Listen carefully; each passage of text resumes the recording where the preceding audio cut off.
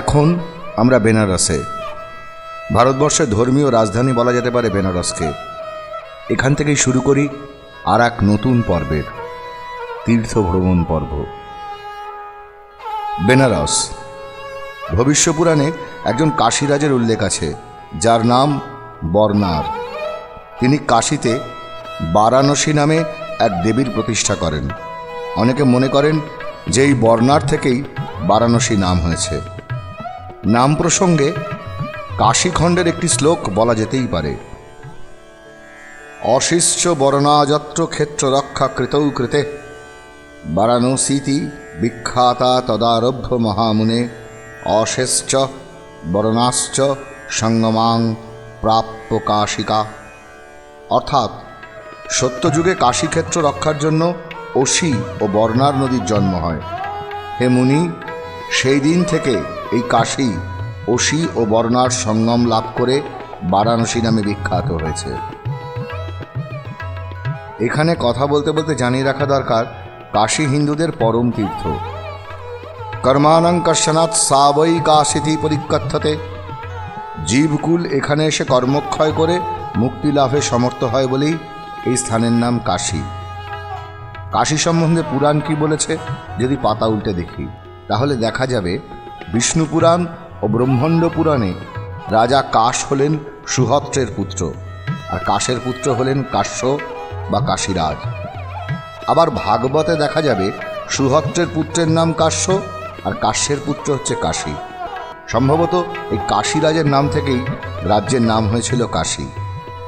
এইখানে এইটুকু জানিয়ে দেওয়া যেতেই পারে, বিখ্যাত বৈদ্য ধন্বন্তরী ছিলেন কাশীরাজের নাতি।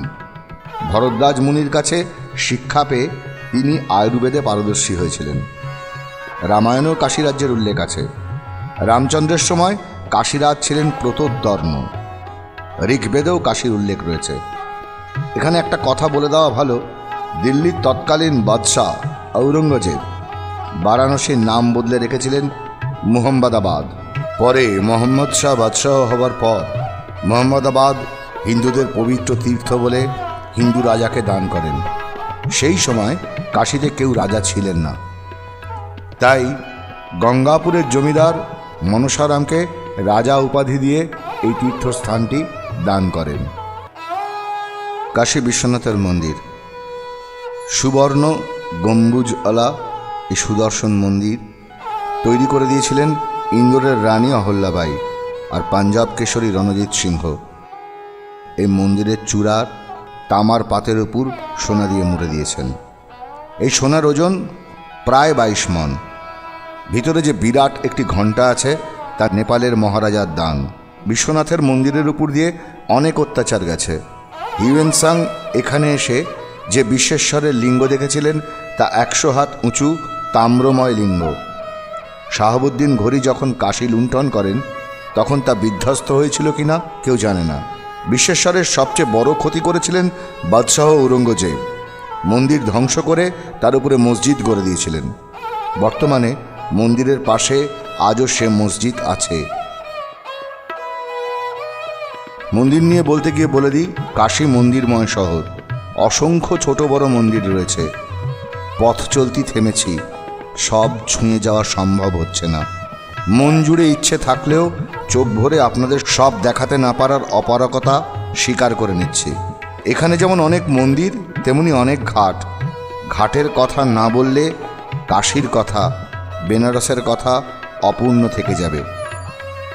তাই চলুন এবার মা গঙ্গার বুক থেকে দেখি বারাণসীর ঘাট। কাশীর সবচেয়ে বড় ঘাট, সবচেয়ে জনপ্রিয় ঘাট দশাশ্বমেধ ঘাট। স্টেশন থেকে সোজা রাস্তা এই দশাশ্বমেধ ঘাটে এসেছে। এখানে বিশ্বনাথ মন্দির আছে। প্রশস্ত ঘাট, ছোট বড় অনেক মন্দির, যাত্রীদের আনাগোনায় সারাক্ষণ মুখর হয়ে থাকে। পুরাকালে এই ঘাটের নাম ছিল রুদ্র সরোবর। ব্রহ্মা কাশীরাজ দিবদাসকে 10টি অশ্বমেধ যজ্ঞ করতে বলেন।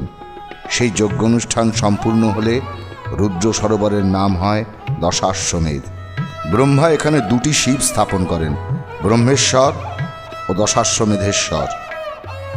গঙ্গার এই ঘাটে স্নান করলে 10 অশ্বমেধ যজ্ঞের ফল পাওয়া যায়। কাশী বা বেনারস অর্ধচন্দ্রাকার শহর বলে এর প্রচুর নাম রয়েছে। মানমন্দির ঘাট, এই ঘাটের নামকরণ হয়েছে এর কাছাকাছি রয়েছে মানমন্দির তাই, আর এই মানমন্দির মানসিংহের তৈরি বলে অনেকের ধারণা। চলতে চলতে আমরা এবার ক্লান্ত, বাকি কথা আগামী দিন।